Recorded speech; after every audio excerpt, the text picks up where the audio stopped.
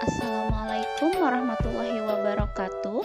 Perkenalkan, nama saya Dwi Alpiah, peserta Latsar CPNS Angkatan 23, kelompok 3, NDH 22 tahun 2021, Kabupaten Hulu Sungai Tengah, BPSDMD Provinsi Kalimantan Selatan. Pada video kali ini, saya akan membahas tentang kode etik dan pembinaan sikap perilaku ASN. Sebelum menjadi ASN, wajib menjalani masa percobaan yang dilaksanakan melalui proses pelatihan dasar yang terintegrasi untuk membangun integritas moral, motivasi nasionalisme, memperkuat profesionalisme, dan kompetensi bidang. Adapun peraturan sikap perilaku saat mengikuti latihan dasar sebagai berikut. Yang pertama, memakai kemeja putih polos celana panjang bagi laki-laki dan rok hitam bagi perempuan. Yang kedua, menyalakan kamera dan audio mode saat pembelajaran berlangsung. Yang ketiga, memahami penggunaan LMS. Yang keempat, mengerjakan tugas sesuai instruksi dan tepat waktu. Yang terakhir, selalu absen pagi dan sore sesuai ketentuan yang berlaku.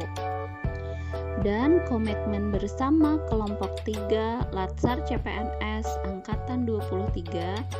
Yang pertama, wajib hadir 10 menit sebelum pelaksanaan Zoom dimulai. Yang kedua, mematikan handphone berada dalam mode silent selama mengikuti kelas.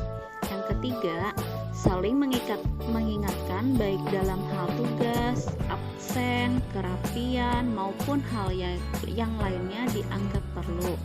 Yang keempat, dilarang makan saat mengikuti kelas Zoom kecuali sudah mendapatkan izin dari admin atau pemateri.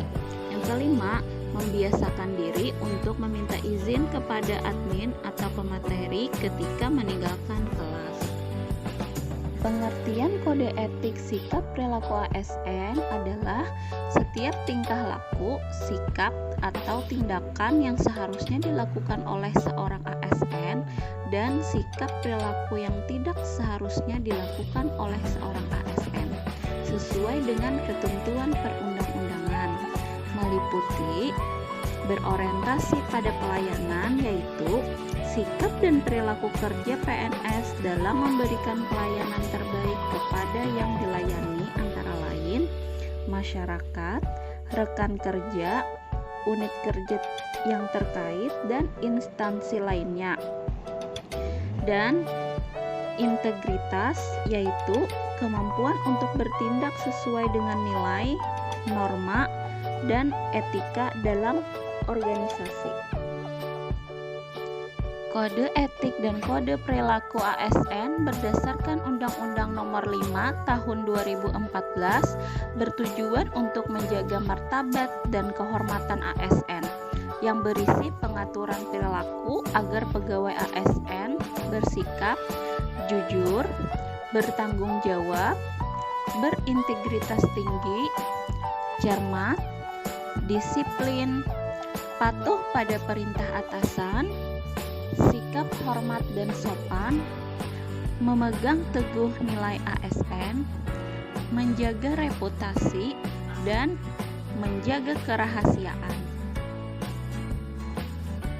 Pengertian disiplin ASN adalah kesanggupan pegawai negeri sipil untuk mentaati kewajiban dan menghindari larangan yang ditentukan dalam peraturan perundang-undangan atau peraturan kedinasan yang apabila tidak ditaati atau dilanggar akan dijatuhi hukuman disiplin.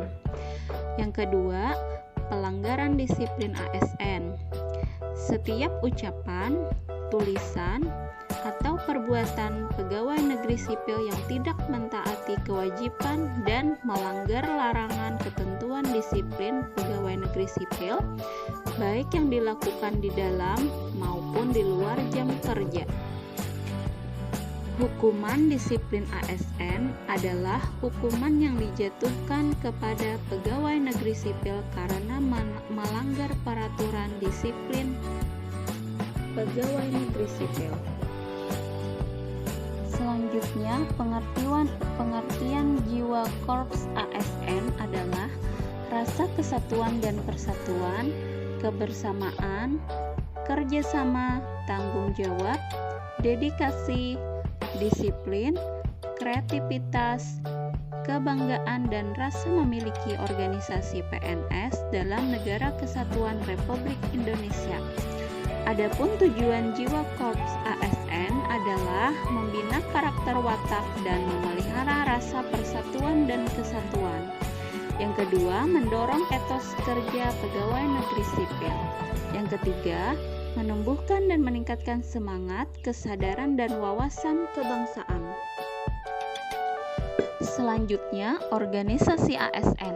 Kedudukannya sebagai wadah korps profesi pegawai aparatur sipil negara Republik Indonesia untuk menyalurkan aspirasinya. Tujuannya menjaga kode etik profesi dan standar pelayanan profesi ASN dan mewujudkan jiwa Korps ASN sebagai pemersatu bangsa. Fungsi dari organisasi ASN adalah yang pertama, pembinaan dan pengembangan profesi ASN. Yang kedua, memberikan perlindungan hukum dan advokasi terhadap dugaan pelanggaran sistem merit dan masalah hukum dalam melaksanakan tugas. Yang ketiga, memberikan rekomendasi kepada Majelis Kode Etik Instansi terhadap pelanggaran kode etik profesi dan kode perilaku profesi. Yang terakhir, penyelenggaraan usaha-usaha untuk meningkatkan kesejahteraan anggota Korps Profesi ASN Republik Indonesia sesuai dengan peraturan perundang-undangan. Terima kasih, semoga bermanfaat. Wassalamualaikum warahmatullahi wabarakatuh.